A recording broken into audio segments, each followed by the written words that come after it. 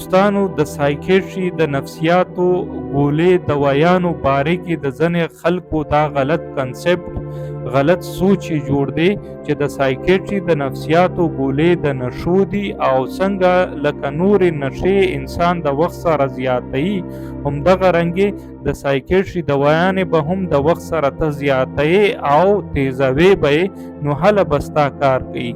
ملګرو دا تصور غلط دی. د سایکیټري صرف یو کلاس دوايانې داسې دي چې په هغې باندې مریض عادت کېدلی شي. دغې کلاس ته بنزوډایزپین کلاس وایي او په دې کې غټې غټې ګولې دوايانې هغه لکه الپرازولام شوې، برومیزیپام شوې یا کلونیزیپام شوې یا دغه رنګې نورې ډېرې په دې باندې مریض عادت کېدلی شي. خو یو سایکاټریست د یو میاشت نه زیات دغه دوايانې مریض له نه لیکي او په میاشت نه زیات وخت کې چې استعمال نه کړي نو په دې باندې هم مریض نه عادت کېږي.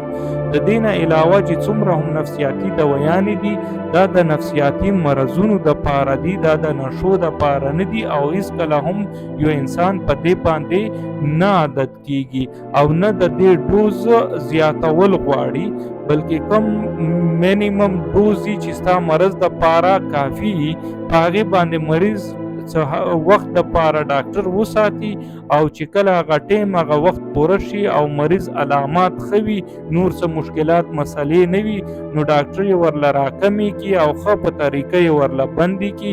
دا ضروري نه ده چې مریض به یې ټول عمر خوري یا به یې ډوز زیاته وي. مهرباني.